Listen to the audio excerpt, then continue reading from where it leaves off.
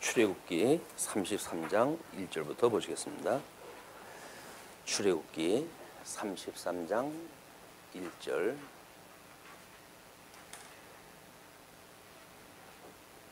여호와께서 모세에게 이르시되 너는 내가 애굽 땅에서 인도하여 낸 백성과 함께 여기를 떠나서 내가 아브라함과 이삭과 야곱에게 맹세하여 네 자손에게 주기로 한 그 땅으로 올라가라. 내가 사자를 너보다 앞서 보내어 가나안 사람과 아모리 사람과 헷 사람과 브리스 사람과 히 사람과 여부스 사람을 쫓아내고 너희를 젖과 꿀이 흐르는 땅에 이르게 하려니와 나는 너희와 함께 올라가지 아니하리니 너희는 목이 곧은 백성인즉 내가 길에서 너희를 진멸할까 염려하느니라 하시니. 우리 모세의 강구가 32장 30절서부터 시작이 되어집니다.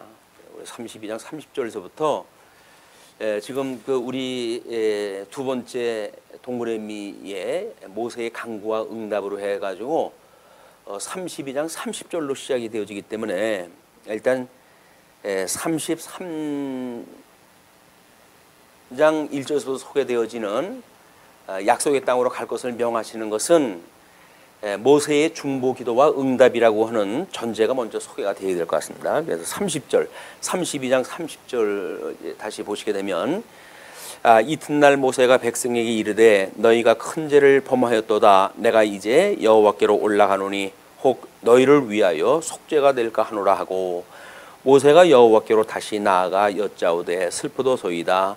이 백성이 자기들을 위하여 금신을 만들어 싸우니 큰 죄를 범하였나이다. 그러나 이제 그들의 죄를 사하시옵소서. 그렇지 아니하시오면 원하건대 주께서 기록하신 책에서 내 이름을 지워버려 주옵소서. 여호와께서 모세에게 이르시되 누구든지 내게 범죄하면 내가 내 책에서 그를 지워버리리라. 이제 가서 내가 내게 말한 곳으로 백성을 인도하라. 내 사자가 내 앞서 가리라. 그러나 내가 보응할 날에는 그들이 죄를 보응하리라. 여호와께서 백성을 치시니 이는 그들이 아론이 만든 바 그 송아지를 만들었습니다. 일단은 우리 첫 번째 증거판이 깨뜨려지는 이런 내용이 32장서부터 소개가 되어지는데 32장 1절로 29절까지 모세의 진노와 그 다음에 그 결과가 지난 시간에 우리가 확인을 했다 한 바입니다. 그런데 이제 그런 그 모세의 개인적인 그 백성들에 대한 진노가 소개가 되어졌지만 본인이 생각했을 때 일단 그 모세를 통해 가지고 이스라엘 백성들을 중복해 하고 그리고 그 백성들을 애고로부터 인도해내지 않았습니까? 그런데 그 돌판이 이제 깨트려지면서 모든 민족적 범죄에 연루가 되어지고 하나님께 진노를 다 하셨고 하나님이 좋아하시는 그 율법 자체가 이제 깨트려짐을 방하게 되어졌단 말이에요. 그래서 첫째 돌판 우리가 이제 이걸 돌판에다가 하나님의 십계명을 주셨는데 이 십계명, 근데 이 돌판에 있는 십계명은 십계명과 더불어 가지고 지금 우리 그 주보의 도표를 보시게 되면 우리 여호와의 시내산 현연이라고 해가지고 그 첫 증거판 언약 수립을 출애굽기 19장서부터 33장까지의 내용으로 소개가 되어집니다. 33장까지 지금 소개되어진 그 내용에 비춰보건대 여호와의 시내산 현연 19장에 그다음에 20장에 율법의 모법인 십계명을 세우시고 21장서부터 23장까지 율법 가운데 율례를 세우셔요. 십계명 율례. 그리고 다음에 율법 가운데 규례를 24장서부터 31장까지 주신 것이 규례거든요. 규례를 세우셨다. 그리고 32장서부터 33장까지의 내용이 첫 증거판을 깨트리는 거야. 이것이 지금 하나님께서 주셨던 그 율법인데 이거를 하나님께서 이제 폐하시고 이걸 폐하신다고 하는 그 이야기는 첫째 번 돌판을 아주 깨트리셨다는 이야기는 사실은 이 언약판하고 두째 번 언약판하고 둘째의 이 돌판 우리 이제 언약 그 판하고 그런 그 증거판 이걸 우리 그냥 증거판이라고 그랬어요. 증거판 이거의 이제 관계가 무엇인가가 이제 관건입니다. 관계가 이것이 모형적인 언약인데 지금 이렇게 되어졌거든요. 그럼 이것에 대한 실체가 뭐가 있을 거예요. 그렇죠? 이것은 실체가 무엇이 있기 때문에 지금 모형으로 보여준 역사니까. 그래서 실체적인 언약이라고 한다면 이제 아담의 실체적인 언약으로 갔을 때 양대 언약으로 거슬러 올라가게 된다. 양대 언약. 이 양대 언약이 복과 나라라고 하는 이제 두 개를 하나님께서 이제 근본 언약으로 해가지고 이걸 세우셨는데 첫째 번 들판이 깨졌잖아요. 이것이 결국 행위 언약이라고 하는 선악을 알게 하는 과일나무 열매를 따먹음으로 해가지고 이것이 상실되어졌단 말이에요. 상실. 이것이 상실되어졌다고 한다면 이 돌판이 깨트림으로 해가지고 이 언약이 깨어져 버린 거죠. 이 언약이 깨어지기 때문에 그러면 자주 하나님께서 좋아하시는 지금 이거는 의에 대한 이야기니까 하나님의 의, 하나님이 좋아하시는 것이 무엇인가? 출애굽기 19장서부터 우리 이야기하는 것이 하나님의 의에 대하여서 우리를 공부를 갖다 해가는 겁니다. 그래서 18장까지 창세기 1장서부터 출애굽기 18장까지가 하나님의 나라에 대한 이야기였었거든요. 하나님의 그 나라를 어떻게 언약을 했고 어떻게 섭리하시는가 라고 한다면 출애굽기 19장서부터는 신명기까지가 하나님의 의에 대한 이야기예요. 하나님이 좋아하시는 뜻이 무엇인가에 대한 것을 출애굽한 백성들한테 교육을 시키는 이야기이기 때문에 이 계명이 깨어진다고 한다면 첫째 판 증거판으로 해가지고 이것이 깨어진다고 한다면 하나님께서 하나님의 의에 대한 언약에 대한 것이 전부 이제 취소가 되어지는 거예요. 상실되어지는 판에 있단 말이에요. 그래서 양대 언약을 주셨고 그거를 선과 악을 알게 하는 과일나무 열매를 따먹지 말라고 했는데 불순종함으로 해서 상실되어졌다. 하나님은 첫째 번 돌판을 주셨는데 이거에서 금송아지를 섬기는 이 우상 숭배라고 하는 불순종으로 인해 가지고 결국 하나님께 주셨던 증거판을 깨트려 버림으로 해가지고 첫째 판 돌판에 대했던 모든 언약이 상실되어진 개념이에요. 그리고 이제 새롭게 둘째 증거판을 34장서부터 이제 소개가 되어지니까 34장부터 이게 소개되어지기 때문에 이것이 은혜 언약으로 해가지고 하나님께서 이스라엘 백성들을 다시 회복하게 하시는 이걸 대속이라고 이렇게 이야기를 했어요.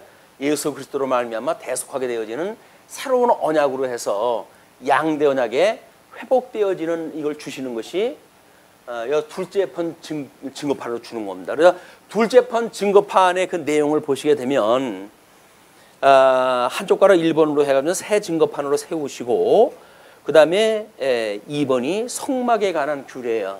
성막에 관한 규례. 그 다음에 두 번째가 제사에 대한 규례가 되어지고요. 제사에 대한 규례. 그리고 세 번째가 제사장에 관한 규례로 되어 있습니다. 제사장에 대한 규례. 그리고 성화 규례를 세우시게 돼요. 성화 규례. 이것이 이제 하나님께서 두째 번 증거판으로 주시는 새로운 규례들입니다. 이건 전부 규례예요. 규례. 여기서는 율례가 포함이 되어져 있어서 하나님이 정죄하고 사죄하고 라고 하는 이 하나님의 그 생명과와 그 다음에 선악과 이 두 개의 개념이 다 포함되어져 있다고 한다면 두째 판 증거판에서는 은혜 언약에 준하는 규례에 대한 것만 있다. 규례에 필요한 것이 지금 요 제사의 3대 요소라고 이렇게 이야기했어요. 제사의 3요소. 이것이 성막, 우리 제물, 제사장라고 하는 세 가지의 그런 걸로 지금 요소로 되어져 있고, 그리고 성화 규례를 통해 가지고 예수 그리스도의 규례와 그리고 끊임없이 우리가 어떻게 하나님께서 견인을 갖다 해가시는지에 대한 이런 그 내용의 요소로 해가지고 둘째 언약판 증거판이 되어집니다. 오늘 우리가 이제 33장은 이렇게 돌판이 깨어지고 중보자 되시는 이제 그 모세가 예수 그리스도의 중보자 되시는 예수 그리스도의 예표적인 인물이란 말이에요. 이 예표적인 인물인 그 모세가 하는 기도의 내용이 이렇게 해가지고 출애굽을 갖다 해서 하나님의 나라 백성을 이루어 주신다고 했고 그 백성들의 하나님의 의를 가르쳐 주셨던 모든 것들이 폐하게 되어진다고 한다면 차라리 생명책에서 나를 제하여 버리십시오. 이제 다 끝났으니까 다 끝났으니까 이렇게 이제 기도하다 하는 거야. 물론 실체적인 저 언약을 성령의 감동으로 모세가 깨달았다고 한다면 하나님과 새로운 증거판을 줄 거를 믿는 믿음을 가지고 이제 그런 기도를 갖다 했겠죠. 이제 그걸 폐하여 달라고 하는 그런 기도가 지금 32편 30절로부터 소개가 되어진 거예요. 그 32절까지 나를 제하여 버려 주십시오. 예수 그리스도가 이 땅에 오셔가지고 중보 사역을 갖다 해야 되는데 예수 그리스도가 중보 사역이 필요가 없는 게 되어진 거예요. 이제 모든 이 언약이 파해져 버렸으니까. 그러나 하나님께서 이제 그 기도에 모세의 기도에 의해 가지고 누구든지 내게 범죄하면 내가 내 책에서 그를 지워버리리라. 이제 가서 내가 내게 말한 곳으로 백성을 인도하라. 내 사자가 내 앞서 가리라. 그러나 내가 보응할 날에는 그들의 죄를 보응하리라. 그래서 이 모세가 인도하는 이 이스라엘 백성들을 하나님께서 모세가 지금 생명책에 제해달라고 그러니까 제해주는 것, 생명책에 제하는 것이 맞단 말이에요.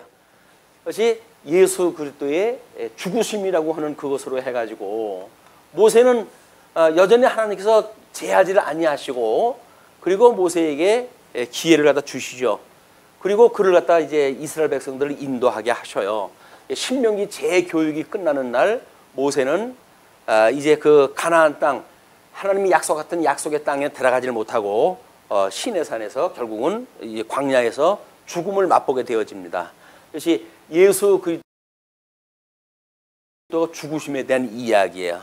예수 그리스도의 죽으시고 예수님이 부활을 갖다 하시고 그 다음에 새롭게 부활을 갖다 하는 막 이런 거에 의해 가지고 새 생명으로 해가지고 여동강을 건너가고 6월절 어린 양으로 죽으신다고 한다면 6월절 어린 양으로 돌아가신다고 한다면 이제 오순절에 새롭게 가나안 땅을 건너가는 사건으로 해가지고 이스라엘 백성들의 새로운 시대가 열리게 되어집니다. 이게 성령이 오신 뒤에 주님의 몸된 교회가 만들어지는 그런 그 일인 거예요. 예수님이 6월절 어린 양으로 돌아가시고 그 다음에 첫째 번 그런 부활, 예수 그리스도의 부활로 해가지고 그 첫 곡식을 제사를 드리는 막 그런 그 제례가 끝나고 그리고 예수님은 승천을 다 하십니다. 첫 부활의 열매로 해가지고 하나님께 드려진 바가 되어지고 50일이 지나가지고 새로운 시대가 열리는데 이때가 요단강을 건너가지고 이스라엘 백성들이 가나안 땅에 들어가는 거예요. 그래서 오순절 때 보리가 익을 때 물이 풍랑을 일으키고 있는 그 시간에 하나님께서 이스라엘 백성들을 그 돌판을 가지고 법궤를 앞세워가지고 요단강을 건너라고 그러잖아요. 그래서 애굽에서 이들이 나올 적에는 하나님 바다를 갈라주고 그들에게 나오게 했다면 요단강을 건너가게 할 적에는 범람하는 그런 그 강을 그대로 건너가게 하십니다.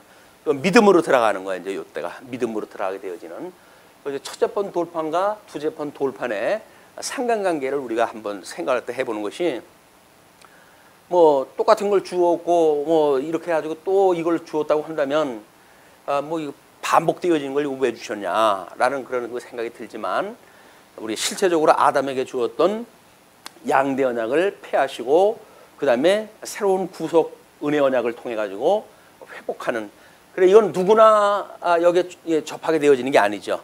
택한 백성들한테만 이 이제 구속의 은혜가 속해가 되어지고 같은 백성이라고 할지라도 성화의 규례에 미치지 못하는 사람들을 제거시키게 되어지는 이런 것으로 성격이 이제 규명이 되어집니다. 첫째 판 돌판의 성격, 두째 판 그 증거판의 성격 이런 거 규명을 하다 한 뒤에 우리가 이제 34편서부터 두째 판 십계명의 그 내용을 공부를 하다 해나가야 첫째 판하고 이것이 뭔가 차이를 깨닫게 되어지죠. 공부가 되어지기 때문에. 그래서 일단 하나님께서는 첫째 증거판을 깨트신 뒤에 35절에 그렇게 이야기를 하죠. 여호와께서 백성을 치셔요. 그리고 이는 그들이 아론이 만든 바 그 송아지를 만들었기 때문이다. 그렇게 해서 죽었던 사람들이 앞서 소개된 대로 3,000명이 죽었다고 이렇게 이야기를 하죠. 28절에 레위 자손이 모세의 말대로 행하매 이날의 백성 중에 3,000명가량이 죽임을 당하니라. 죽임을 당했던 그런 그 내용이 이제 소개가 되어지는 거야. 하나님께서 자주한 예수 그때 죽으실 거를 예표적으로 보여주는 것이 모세를 생명책에서 제하는 그런 그 일이 아니라 백성들의 3,000명을 죽임으로 해가지고 예수 그리스도가 죽으심에 대한 걸 미리 예표를 보여줬다. 이것이 이제 온전케 언약 자손으로 죽으시는 사건과 언약 자손의 예표로 해가지고 소수를 3,000명을 죽임으로 해가지고 예표로 보여준 사건으로 이해를 또 하시면 될 것 같습니다. 자, 그러면서 이제 33장 1절로 3절이 약속의 땅으로 갈 것을 명하셔요. 여호와께서 모세에게 이르시되 너는 내가 애굽 땅에서 인도하여 낸 백성과 함께 여기를 떠나서 내가 아브라함과 이삭과 야곱에게 맹세하여 내 자손에게 주기로 한 그 땅으로 올라가라. 이거 이제 둘째 판 증거판을 주기 전입니다. 주기 전에 올라가라는 거예요. 내가 사자를 너보다 앞서 보내요. 가나안 사람과 이제 거기에 일곱 족속 가나안 일곱 족속을 쫓아내고 너희를 적과 꿀이 흐르는 땅에 이르게 하려니와 나는 너희와 함께 올라가지 아니하리니 너희는 목이 곧은 백성인즉 내가 길에서 너희를 진멸할까 염려합니다. 이거는 하나님의 나라에 하나님의 언약 자손들이 들어가는데 하나님께서는 안 들어가시겠다는 거예요. 그 이야기는 뭐예요? 여기는 빈 껍데기가 되어지는 겁니다. 가나안 땅이 젖과 꿀이 흐르는 땅이에요. 그러니까 기능적으로 해가지고 그 나라를 누리고 살 수 있을는지는 몰라도 이거는 하나님 여호와 언약대로 이루시는 그 하나님 여호와가 함께 하신다고 보여주는 계시 중심으로 해가지고 필요한 것이 지금 이스라엘 가나안 땅에 들어가서 사는 하나님의 나라인데 그 하나님 나라에 들어가서 살 백성들이 하나님이 없는 그냥 젖과 꿀이 흐르는 땅 그럼에도 불구하고 하나님이 약속을 갖다 했으니까 일곱 족속을 내가 다 내쫓아 주겠다. 너들 거기 들어가라. 그러나 나는 안 들어갈 거야. 이야기를 하시는 거예요. 하나님이 없는 기독교라고 하는 그거는 웃기는 이야기입니다. 하나님이 없는 예수 그리스도가 증거되지 않는 교회, 뭐 사회 구원이니 뭐니 해가지고 우리 뭐 이제 그 세월호 2주기를 그 뭐 어저께 그 큰 그런 그 행사가 이제 있었고 그러지 않았어요? 근데 세월호에 대한 그걸로 해가지고 사람들이 갖는 고민이 뭐냐면 하나님이 계시다고 한다면 어찌 수많은 아이들이 수장을 당하는 이런 일이 있을 수 있으며 아마 그거는 우리가 사고라고 치십시다. 이걸로 있다고 한다면 이런 사고를 이해하는 뭐 국가나 교회의 그 모습을 보게 되어지게 되면 너무하다. 그러면 내가 기독교인인 것이 부끄럽다. 난 기독교를 이제 포기하겠다. 이렇게 해서 이 사건을 통해 가지고 좌절하고 교회를 떠나는 사람들이 나름대로 이제 만들어지고 그거를 또 뭐 이제 그 소개를 또 하는 그런 그 입장에서 봤을 때 교회가 마치 복음적으로 뭔가 삶이 없기 때문에 복음적인 삶이 아니기 때문에 사랑이 없기 때문에 이들이 이 교회를 떠나는 것으로 이렇게 표현이 되어지는 거예요. 교회가 사랑을 한다고 하는 그런 의미가 무엇일까? 이분들이 말하는 것처럼 뭐 그렇게 그 어려움을 당하는 자녀가 죽으면 가슴에다 품는 거라지 않겠어요? 자기 뭐 자녀가 죽으면 가슴에다 묻는 거라고 이야기를 하는데 물론 그런 그 인간적 고통을 우리가 모르는 건 아니죠.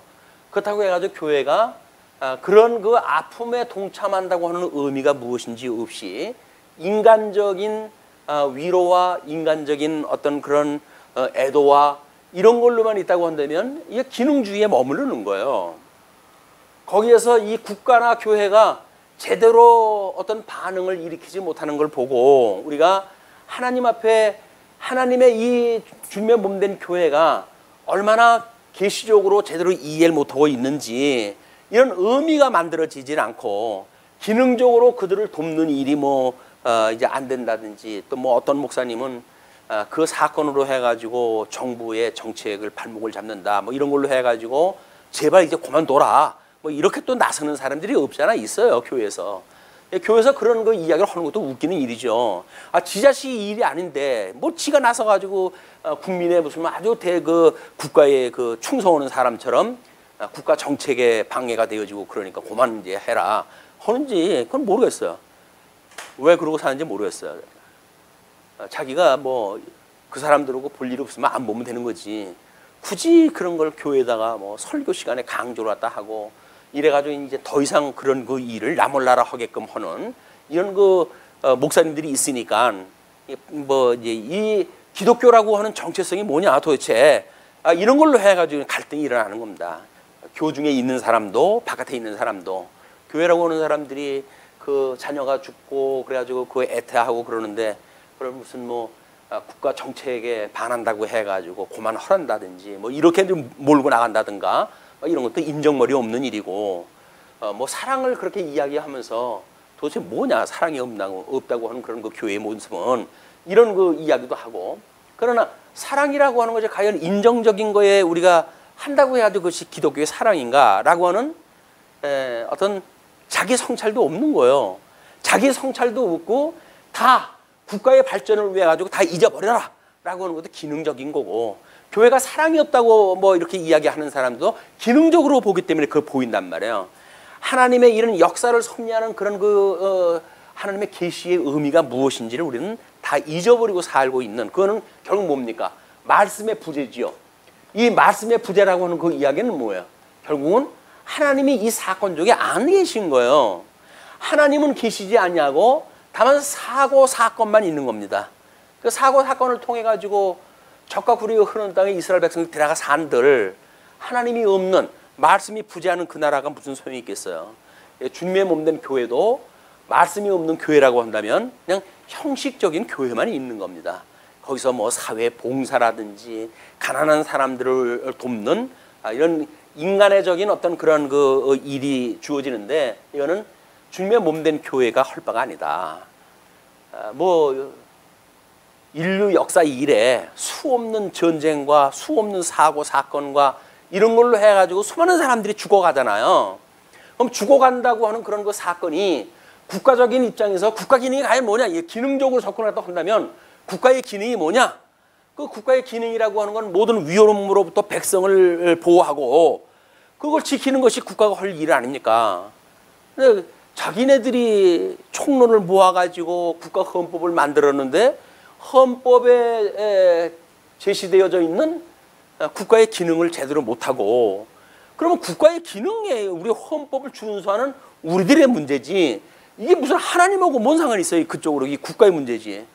이거를 기능적으로 접근을 하는 일, 헌법적인 그런 맥락으로 해서 국가 정책상의 문제로 우리가 접근하다 해야 되고 이런 기능적인 거를 뛰어넘는 어떤 계시적인 입장이라고 한다면 이 계시적인 의미가 무엇인가를 보는 이런 내재적으로 초월되어져 있는 세계관을 가지고 이 사고와 사건을 우리가 이해하다 해야지 하나님이 없는 이런 기능을 가지고 이것이 교회의 일이냐 아니냐 이렇게 보는 일은 해석 자체가 불가능한 거예요. 이게 말이 안 되는 겁니다.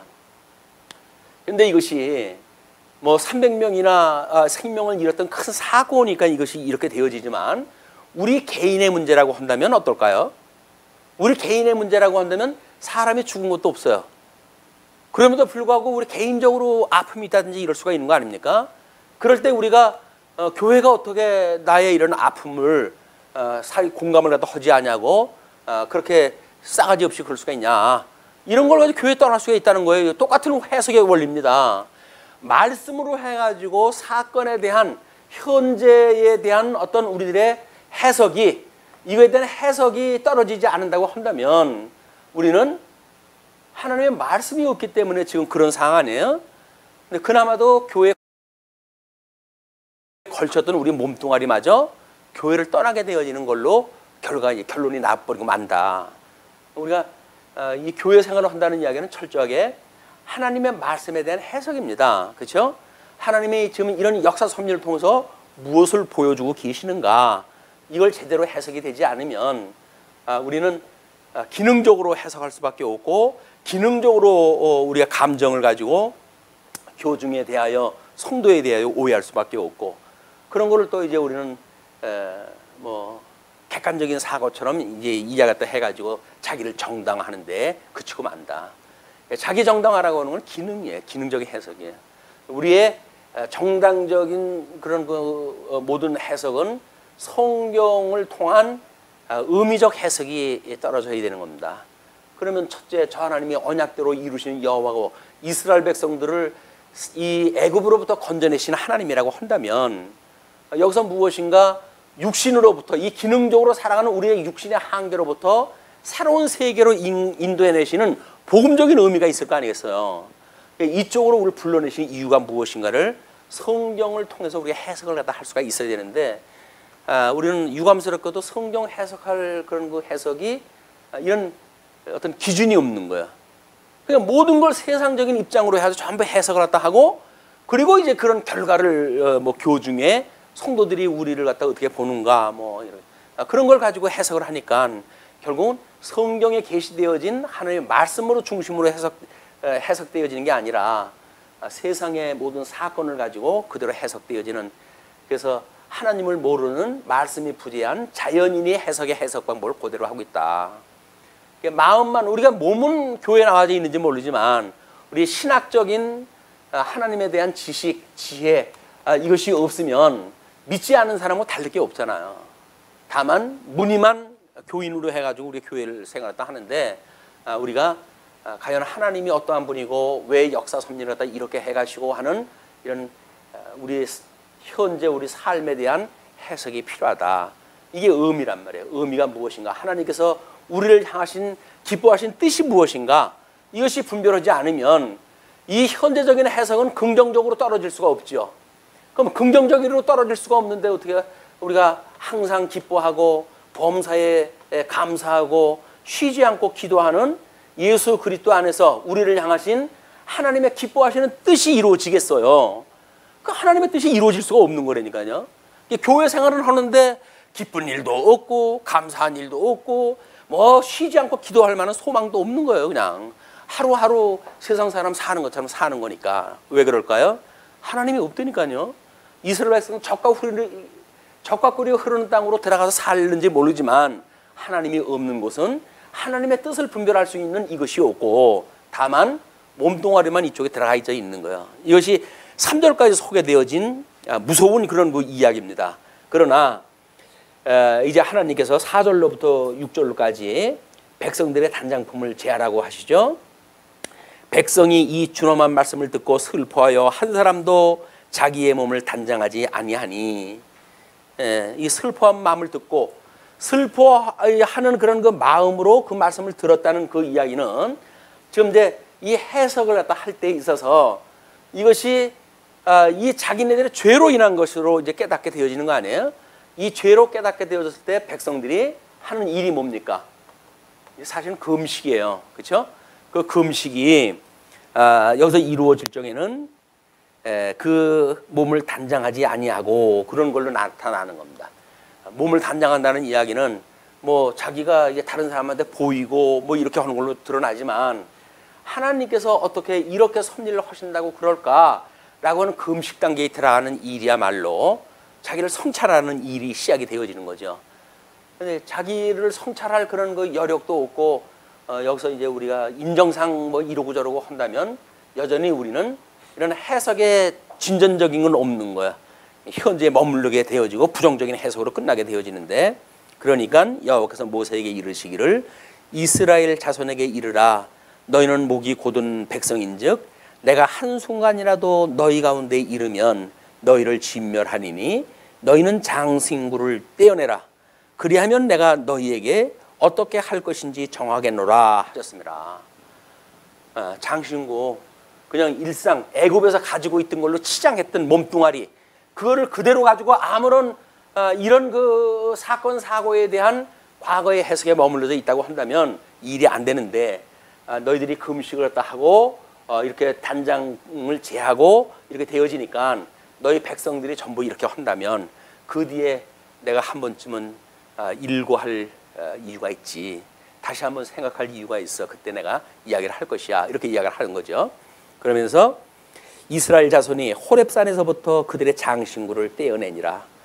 장신구를 떼어냅니다. 장신구. 우리가 하나님 앞에 버림을 받았을 때 하나님의 이 의로부터 양대 언약을 우리가 상실한 그런 우리들의 죄인의 어떤 우리들의 모습, 이것이 뭐예요? 자기를 자랑하고 자기애적인 걸로 살아가게 되어진 것이 우리 인간 아니에요. 부끄러운 욕심에 내어버려 두사, 부끄러운 욕심이 이걸로 해가지고 자연인들이 말하는 예술의 범이라고 이렇게 이야기를 했어요. 부끄러운 마음, 자기네들 인간의 타락한 본성을 가지고 예술, 어떤 그 아름다운 미간을 이들이 나름대로 갖게 되어지는데, 이 예술이라는 건 얼마나 더러운 것인지 이걸 보여줘야 되는 거 아니겠어요? 인간들이 자기를 지금 치장한 게 뭐예요? 애굽에서 자기를 폼나드는 그런 그 모습 아니에요? 그게 부끄러운 마음에 내어버려 두는 상태 속에서 노예, 애굽의 종 노릇하면서 자기들을 아름답다라고 치장을 한 모습이란 말이에요.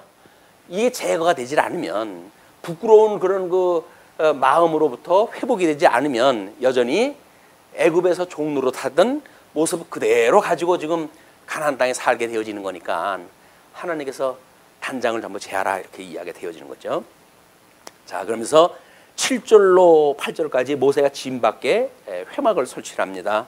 모세가 항상 장막을 취하여 진 밖에 쳐서 진과 멀리 떠나게 하고 회막이라 이름하니 여호와를 앙모하는 자는 다 진 바깥 회막으로 나아가며, 모세가 회막으로 나아갈 때에는 백성이 다 일어나 자기 장막문에 서서 모세가 회막에 들어가기까지를 바라보며, 모세가 회막에 들어갈 때에 구름 기둥이 내려 회막문에 서며 여호와께서 모세와 말씀하시니, 시내 산에서 하나님과 만났을 때에 그런 그 구름과 뭐 내성 번개와 이런 자연의 변화를 통해 가지고 하나님의 임재를 보여주셨잖아요.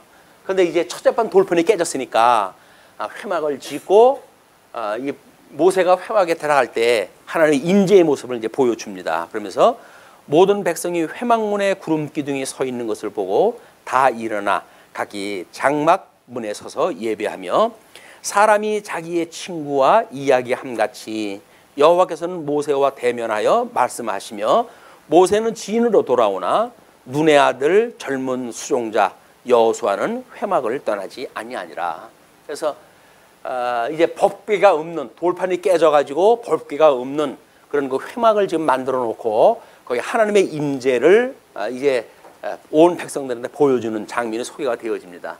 그래서 그 회막에서 모세는 나올지라도 여호수아는 회막 안에 거하면서 임재하는 그런 그 장면이 소개가 되어진 뒤에 12절로 17절 모세의 기도와 이스라엘과의 동행을 응답을 하셔요. 자, 모세가 여호와께 아뢰되 보시옵소서, 주께서 내게 이 백성을 인도하여 올라가라 하시면서 나와 함께 보낼 자를 내게 지시하지 아니하시나이다. 주께서 전에 말씀하시기를 나는 이름으로도 너를 알고 너도 내 앞에 은총을 입었다 하셨사온즉 내가 참으로 주의 목전에 은총을 입었사오면 원하건대 주의 길을 내게 보이사 내게 주를 알리시고 나로 주의 목전에 은총을 입게 하시며 이 족속을 주의 백성으로 여기소서. 끊임없이 모세는 이 언약 자손이니까, 언약 자손, 열조에게 언약한 그 자손들 아닙니까?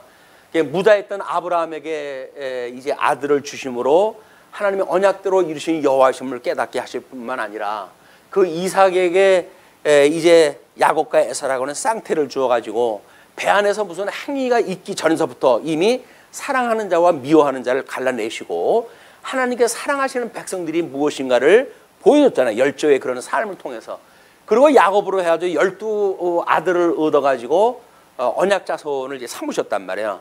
그 언약 자손을 그렇게 어려운 가운데 하나님께서 하나님의 능력으로 이루었다고 하는 걸 보여주셨으니까 그런 그 족속의 백성으로 여겨 주십시오. 그런 그 이야기죠.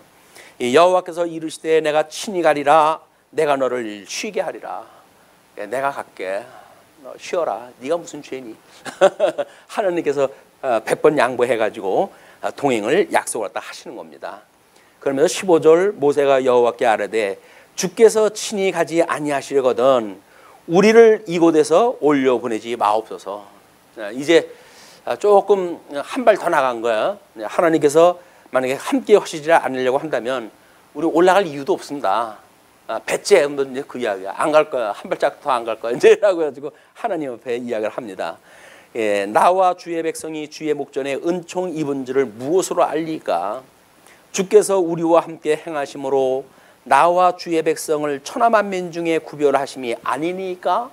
구별하심, 하나님의 이름을 거룩하게 하시는 일이 하나님의 이 선택받은 자와 불택한 백성들의 이런 차이를 우리들에게 택함받았던 백성들한테 보여지는 징표가 임마누엘, 우리 하나님께서 동행하시는 그런 걸 통해 가지고 보여주시는 사건인데 우리 안에 하나님이 계시지 않다고 한다면 무엇으로 우리가 이 거룩이 드러납니까? 그 이야기야.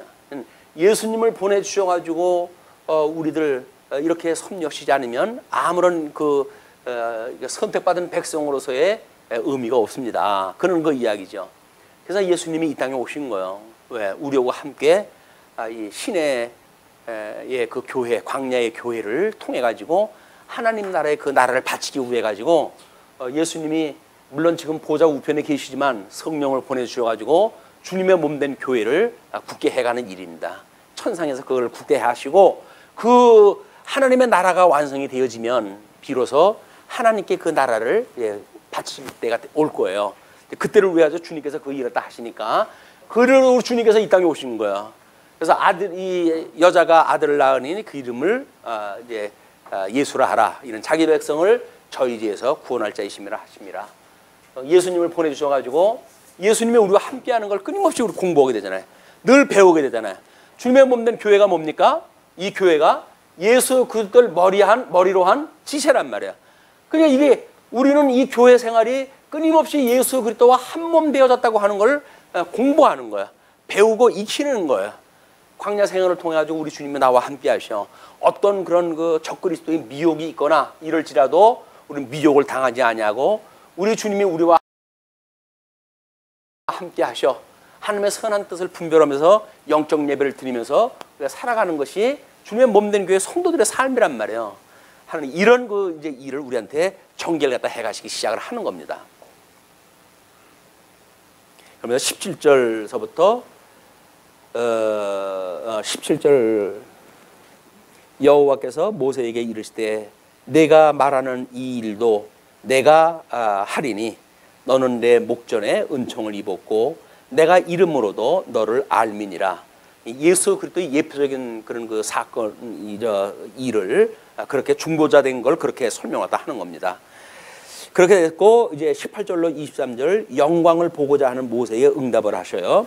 그렇게 말씀을 하시니까 모세가 이르되 원하건대 주의 영광을 내게 보이소서.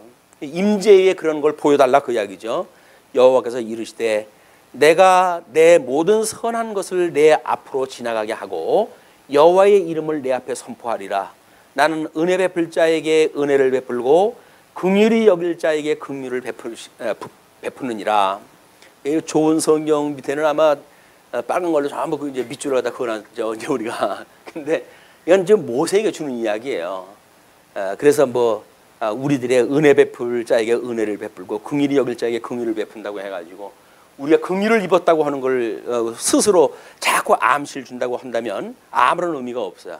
그 이야기는 중보자 예수 그리스도 이분에게 향하셨던 하나님의 뜻이 이루어지는 것이고 이걸 창세전에 그리스도 안에서 예정되었다고 할 때 뭐라 그래요? 예정의 대상이 예수님이에요. 다만 우리는 그 안에 있는 내용이다. 이거는 주님의 몸된 교회를 통해 가지고 언약 백성으로 우리가 이 은혜를 깨닫고 살아간다는 이야기는 그리스도 안에서 예정되었다고 하는 사실이 시간 세계 속에서 지금 그대로 드러나는 거 아닙니까? 이게 영광이라니까요. 하나님의 영광이 선포되어지는 게 뭐예요?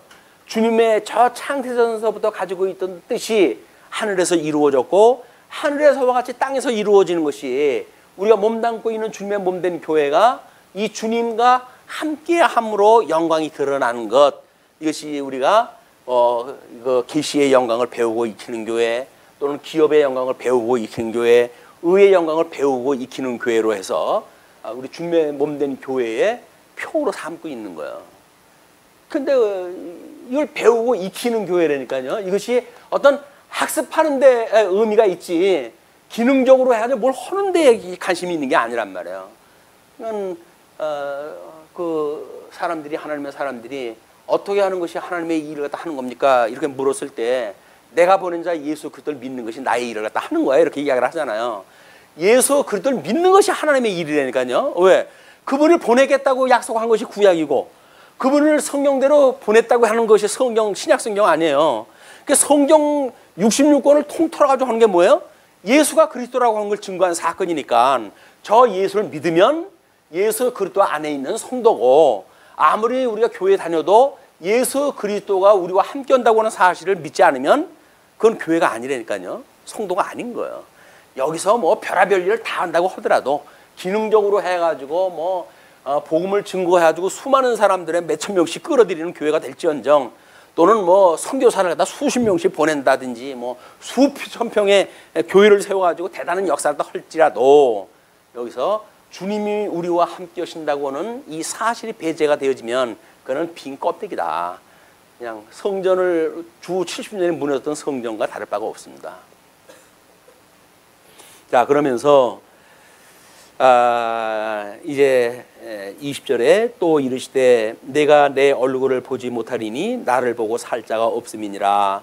여호와께서 또 이르시기를 보라, 내 곁에 한 장소가 있으니 너는 그 반석 위에 서라. 내 영광이 지나갈 때에 내가 너를 반석 틈에 두고 내가 지나도록 내 손으로 너를 덮었다가 손을 거두리니 내가 내 등을 볼 것이요 얼굴은 보지 못하리라. 그래서 대면하였던 그런 그 모세에게 하나님께서 이제 하나님을 보면은 살 자가 없는데 살 수 있는 방법을 이제 가르쳐 주시는데, 그것이 뭐냐면 영광이 지나갈 때 그걸 보게 되면 하나님의 영광이 우리와 함께 하십시오. 그걸 내가 봐야 우리와 함께 하는 걸 알겠습니다라고 이야기를 하니까 내가 너하고 대면하고 이렇게 이야기를 하고 하지만 내가 나를 보는 순간 넌 죽어. 그러니까는 내가 너 틈에 숨었을 때 손으로 그걸 덮을 때니까 너는 나를 보지 못하고 내 뒤만 보게 될 것이다 해가지고 영광이 함께함을 보여주는 거예요. 임재, 하나님의 영광의 임재를 보여주신다. 우리는 물론 지금 예수 그리스도를 통해 가지고 얼굴을 마주보는 것이 알도록 하나님이 우리한테 보여주신 거 아니겠어요? 우리는 하나님의 얼굴을 마주보고 살아가는 사람들이에요. 동의하십니까? 왜? 예수 그리스도가 하나님의 영광의 광채로 오신 분 아닙니까? 근데 이분에 계시되어진 게 성경 66권이에요. 그 66권을 통해 가지고 하나님의 영광이 가득 찼어요. 그거를 우리는 성경을 통해 가지고 끊임없이 계시로 이해를 하고 있으니까 우리는 하나님의 영광을 친히 보고 살아가고 있는 거야. 그래서 그 영광을 배우고 익히는 이런 과정을 통해 가지고 여기에 주님의 몸된 교회를 몸담고 있는 모든 성도들이 결국은 말씀의 운동으로 통해 가지고, 말씀의 운동, 예수 그리스도의 말씀으로 운동력으로 해가지고 성령의 열매를 맺게 되어지는 것이다. 이 운동이 뭐라 그랬어요?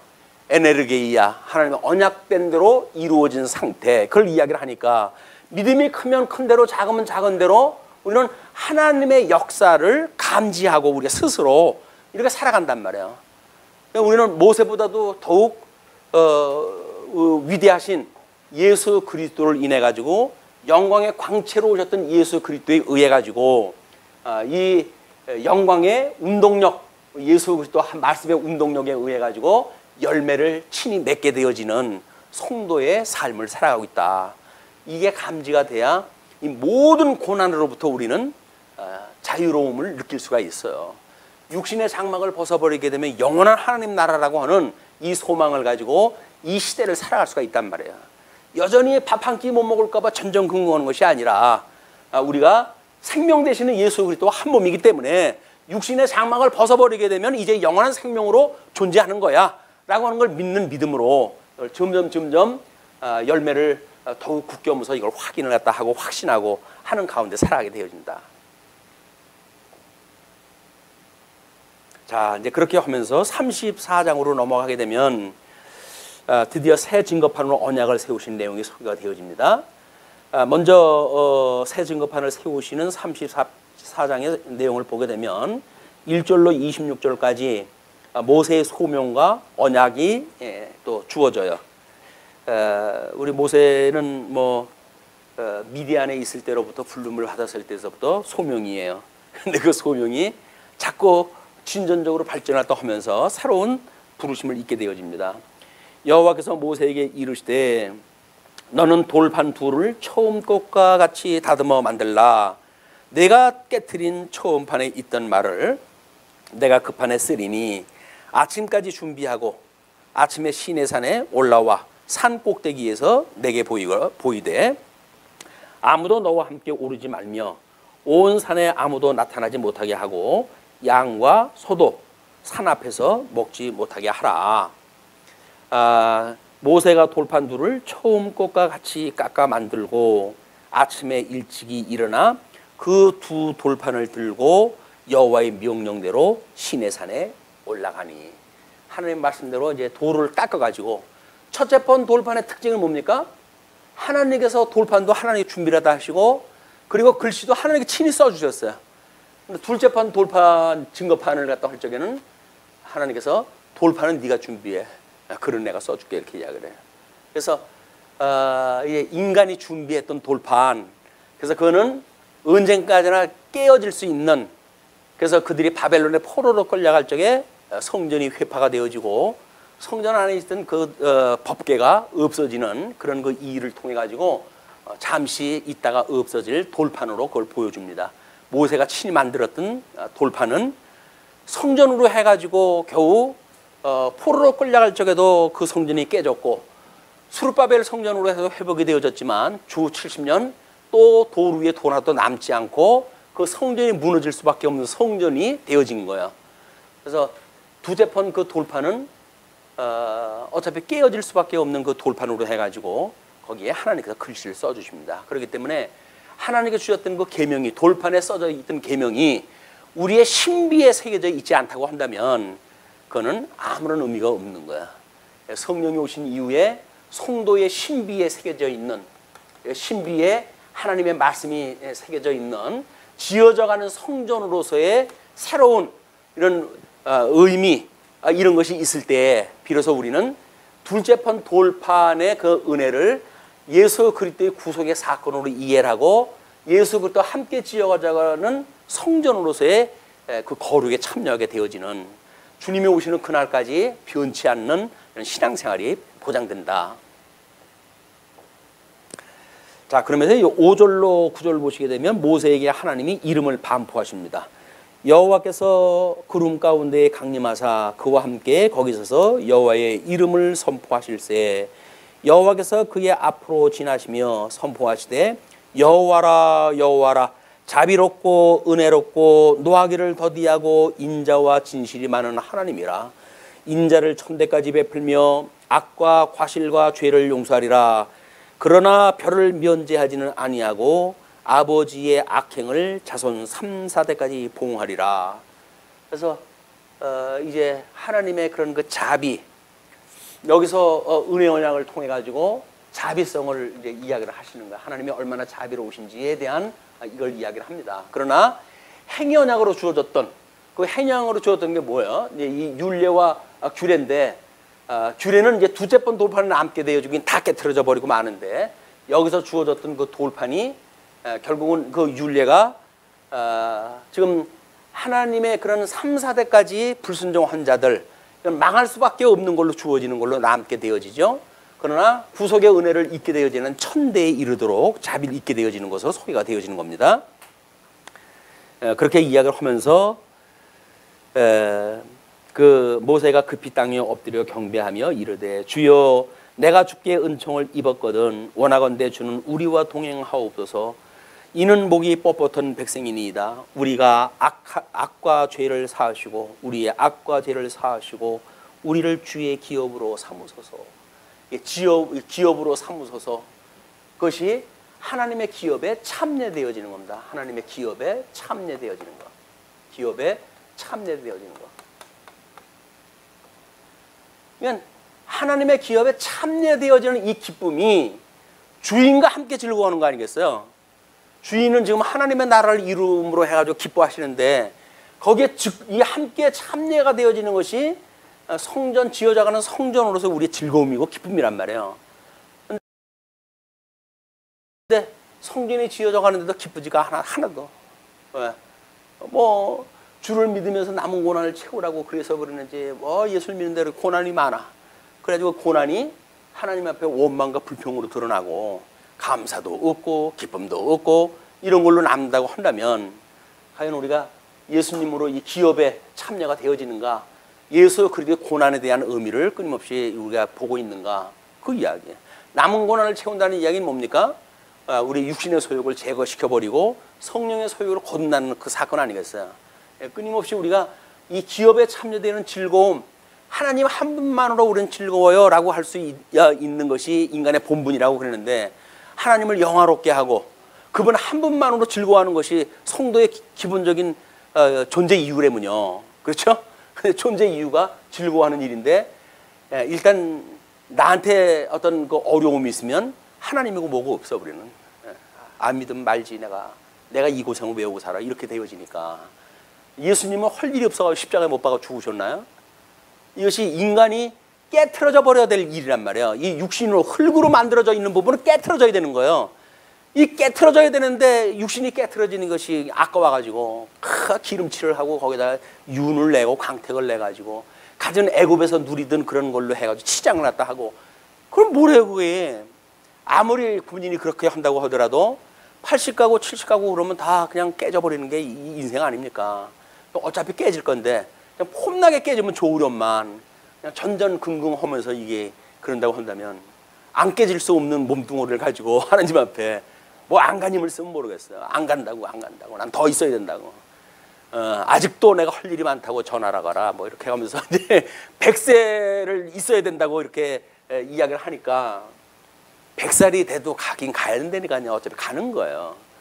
근데 조금 먼저 간다고 해가지고 뭐 다른 게 있나요? 더군다나 하나님이 좋아하시는 그런 그 하나님 나라에 간다고 한다면 일찍 가면 일찍 갈수록 좋은 거 아니겠어요? 근데 우리는 예수를 믿고 일찍 죽었다고 그러면은 저주받았다고 이야기를 할까요? 복음을 거꾸로 이해를 하고 있다니까요. 뭐 자기한테 뭘 해코지를 갖다 하게 되면 하나님께서 그냥 안 두신대. 그래가지고 치신다는 거예요. 하나님 나라 일찍 간다고 한다면 치시는 게 복이라고 한다면 그럼 지 말 안 듣는 게 복이지. 뭐 지 말을 들어가지고 사고 없는 것이 복인가요? 성도들에게 이상한 이야기 갖다 하는 그 이야기도 전부 잘못되어져 있는 논리란 말이에요. 성도는 어쩔 수 없이 육신은 깨져버려야 돼요. 그리고 신비로운 우리들의 이런 신령한 몸으로 우리가 새롭게 있고 하나님 나라에 가게 되어진다. 이 기업을 자꾸 바라보고 살아가야지. 없어질 흙덩어리를 자꾸 보고 살아가니까 인생이 괴로운 거예요. 왜? 아무리 봐도 금이 가는 게 보이거든. 눈으로 해가지고 자꾸 금이 가. 그 예뻤던 얼굴에 주름으로 해야죠. 구름 하나 가고 주름 하나 가고 금 하나 가고 그거대로 깨집니다. 나중에 깨질 때 석화가 되어져 깨지게 되면 그 금간 걸로 해야죠. 그대로 잘라져요. 이제 그게 물론 뭐 요즘에 일찌감치 화장을 해버리니까 아주 한꺼번에 없애져 버리고 말지만 흙에 넣어가지고 석화가 되어지고 그렇게 되어지게 되면 그대로 해가지고 전부 흙이 되어지고 먼지가 되어지고 하는 것이 우리 몸뚱아리다. 몸뚱아리가 우리가 아닙니다. 예수 그리스도로 말미암아 우리가 존재하는 우리들의 생명은 몸뚱아리에 있는 것이 아니라니까요. 그런 하나님의 생명 그걸 우리가 귀하게 여기고 서로 교제를 나누면서 한 몸이니까 이 교제를 나누며 살아가는 것이 주님의 몸된 교회다. 엉뚱하게 교회 생활을 또 하면 그것도 아무런 의미가 없어요. 자기 이렇게 해가지고 어쩌고 저쩌고 해가지고 그런 얘기 하지 맙시다. 그게 별일이 되면 뭐래? 종교개혁처럼 그렇게 이 사건이 됐다고 한들 그게 무슨 이유가 있어요 거기에? 이유가 아무것도 없는 거예요. 괜히 명분이 그런 거지. 자기 깨어질 몸뚱어리 가지고 뭔가 영광 누리겠다고 하는 거지. 거기에 무슨 하나님의 영광이 있어요. 하나님의 영광은 엉뚱한 거 가지고 괜히 명분 삼고 그리고 성경적인 근거까지 대다가 하나님께 나중에 무슨 책망을 들으려고 그러는지 난 겁도 없어. 정말 사람들이 말씀을 잘한다고 하는 사람들이. 자, 그러면서 10절로 보시게 되면 하나님의 이 약속과 우상 숭배 금지를 이야기를 해요. 여호와께서 이르시되 보라 내가 언약을 세우나니 곧 내가 아직 온 땅 아무 국민에게도 행하지 아니한 이적을 너희 전체 백성 앞에 행할 것이라. 내가 머무르는 나라 백성이 다 여호와의 행하심을 보리니 내가 너를 위하여 행할 일이 두려운 것임이니라. 너는 내가 오늘 내게 명하는 것을 삼가 지키라. 보라 내가 내 앞에서 아모리 사람과 가나안 사람과 헷 사람과 브리스 사람과 히윗 사람과 여부스 사람을 쫓아내리니 너는 스스로 삼가 내가 들어가는 땅의 주민과 언약을 세우지 말라. 그것이 너희에게 올무가 될까 하노라. 하나님의 땅에 약속의 땅에 들어가게 되면 세상 거하고 자꾸 약속하는 거 아니에요. 왜? 이거 신령한 그건데 육적인 걸로 해가지고 뭔가 거기에 너하고 관계를 잘 맺을 테니까 좀 우리 상호 좀 같이 잘 살자. 그런데 육신의 이 소욕은 성령의 소욕을 거스리고 성령의 소욕은 육신의 소욕을 거스리는 거지 양다리 거쳐가지고 잘 살아갈 수 있는 게 아니라니까요. 어차피 우리는 선택이에요. 그러니까 뭘 선택하시렵니까? 여전히 하나님의 약속한 이 땅을 선택을 하시겠습니까? 아니면 애굽의 그 기름진 땅을 갖다 선택을 하시겠습니까? 둘 중에 하나예요. 약속한 땅을 우리가 선택을 하고 지금 가고 있는 길이다. 너희는 도리어 그들의 제단을 헐고 그들의 주상을 깨뜨리고 그들의 아세라상을 찍을지어다. 너는 다른 신에게 절하지 말라. 여호와는 질투라. 이름하는 질투의 하나님이라.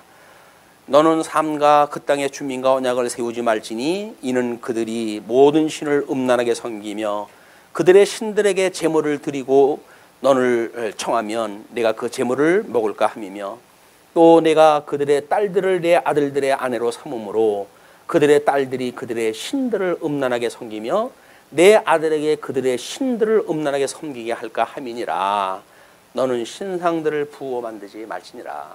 그래서 예수 그리스도 이분만을 하나님께서 보내신 유일한 독생자는 홀로 독자네요. 그 독생자 예수 그리스도를 우리가 하나님의 아들로 믿어야 되는데 우리는 미혹을 갖다 할 때 예수 그리스도의 그런 그 모양을 닮은 것으로 해가지고 적그리스도의 그 미혹을 당하게 하는 거야. 이제 하나님께서 이렇게 해가지고 결국은 예수를 그리스도로 믿지 않고 이렇게 거짓말로 보여주는 그리스도를 믿게 되어지는 것이 우상 숭배입니다. 이거 전부 탐심이에요. 탐심. 우상 숭배는 곧 탐심이라고 그러지 않았어요? 왜? 그리스도 가지고는 2% 부족한 거예요.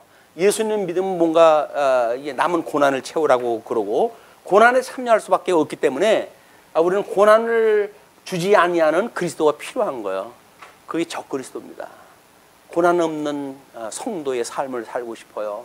그 이야기는 적그리스도를 믿고 살고 싶어요 하는 그 이야기예요. 왜 적그리스도를 믿을까요? 고난이 없는 그리스도를 믿고 싶으니까. 우리들한테 복만 주시는 그리스도. 근데 그 복이 세속적인 복. 그 세속적인 복을 주는 그리스도를 믿고 싶은 거예요. 근데 우리 참 예수 그리스도는 그리스도 되시는 그분은 세속적인 복을 주는 것이 아니라 신령한 복을 주시는 분이거든요. 신령한 복을 우리가 끊임없이 강구하고 살아가는 것이 성도들의 삶이다. 18절로부터 26절까지 지켜야 할 절기들과 기록을 명령을 하십니다. 너는 무교절을 지키되 내가 내게 명령한 대로 아비벌 그 절기에 이래 동안 무교병을 먹으라. 이는 내가 아비벌에 애굽에서 나왔음이니라.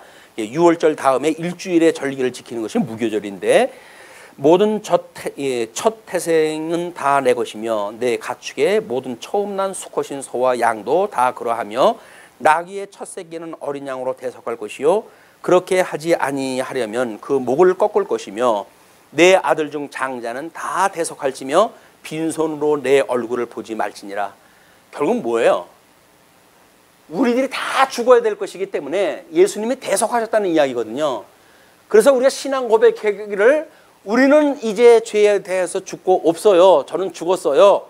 그러므로 내가 이제 산다는 것은 그리스도 안에서 내 안에 그리스도가 살고 있음입니다. 그 이야기예요. 나를 부정하는 것이 예수를 믿는 거라니까요. 근데 우리 예수 믿으면서 나를 부인하는 것이 아니라 할 수만 있으면 나를 갖다 내세우니까 그냥 예수님은 필요가 없는 거예요. 나는 죽고 없어 이제. 예수님과 함께 죽었기 때문이요. 우리가 세례받았다는 게 뭐예요? 예수님과 함께 죽고 예수님과 함께 살았다는 거 아니겠어요? 그럼 예수님과 함께 죽었으면 이제 나는 없는 거 아니에요? 뭐 부인을 갖다 하라고 그러는데 없는데 내가 뭐 부인해요? 난 주인은 없어요. 맞아요. 라고 이해할 때 해야 되는데 부인을 하라고요? 예수님과 함께 죽었지만 부인할 것이 아직도 지천을 쌓아놓고 살아가니까 널 부인해라. 네. 우리는 예수님과 함께 죽었기 때문에 부릴 것도 없어요. 주님, 저는 주님하고 함께 죽었어요. 이제 내가 새 생명을 얻고 살아가는 것은 내 안에 그리스도가 살아계신 것뿐입니다. 새로운 생명이 들어가서 사는 것이지 이 썩을 몸에 내가 가지고 있던 생명은 이미 죽고 없습니다. 그게 자기 부인이란 말이에요. 우리는 없어요. 이제 예수님과 함께 죽었기 때문에. 다만 우리 이 흙덩어리 안에 우리 예수님의 생명이 지금 존재하는 것뿐이에요. 그냥 그분의 형상이 영광이 드러나는 것을 우리가 성령의 열매라고 그러는 거예요. 성도들에게 이 나타나는 열매는 내 안에 살고 계신 그리스도의 영광이 드러나는 겁니다. 발현되어지는 거다. 천상에 계신 그리스도께서 지금 천상에서 성령을 통해 증거하시는 그 역사가 우리 몸을 통해 열매로 나타난다니까요. 사랑과 희락과 화평과 오래 참음 자비 양선 온유 절제 충성하는 이런 성령의 열매가 지금 맺게 되어지는 것이지 뭐 우리가 맺는 것도 아니잖아요. 우리가 맺지 않는 건데 뭘 그걸 자랑을 갖다 하고 그러지 못한 사람들을 책망하고 그럴 이유가 뭐가 있어요. 자, 이게 26절까지 이제 읽어 나가는 일인데, 너는 여세 동안 일하고 일곱째 날에는 쉴지니 밭갈 때나 거둘 때에도 쉴지며 77절 곧 맥추의 초실절을 지키고 네 말에는 새 말에는 수장절을 지키라. 세 번 하나님을 보이게 되어지는데 6월절, 오순절 그리고 장막절을 갖다 지키는 거예요. 마지막으로 해서 장막절을 지키게 되어집니다. 이 장막절이 뭐야? 모든 것이 이제 수확이 끝나고 창고에 들이는 그런 그 일이거든요.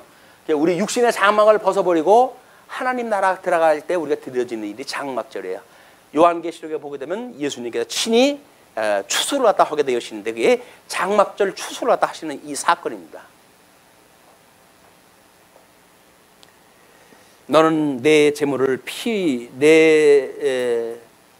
너희는 모든 남자는 매년 3번씩 주 여호와 이스라엘의 하나님 앞에 보일지라. 내가 이방 나라들을 내 앞에서 쫓아내고 내 지경을 넓히리니 내가 매년 3번씩 여호와 내 하나님을 뵈려고 올 때에 아무도 내 땅을 탐내지 못하리라. 너는 내 재물의 피를 유교병과 함께 드리지 말며 유월절 재물을 아침까지 두지 말지며 내 토지 소산에 처음 익은 것을 가져다가 내 하나님 여호와의 전에 드릴지며 너는 염소 새끼를 그 어미의 젖으로 삼지 말지니라. 이렇게 해가지고 지금 지켜야 할 절기들 그런 또 이제 그런 걸 기록하고 명령하는 내용으로 해서 쭉 소개가 되어졌습니다. 18절서부터 해가지고는 새로운 그런 그 일로 해가지고 증거판에 기록하여 세우시게 되어지는 그런 그 내용으로 계속이 되어집니다. 예, 오늘 여기까지 하죠. 기도하시겠습니다.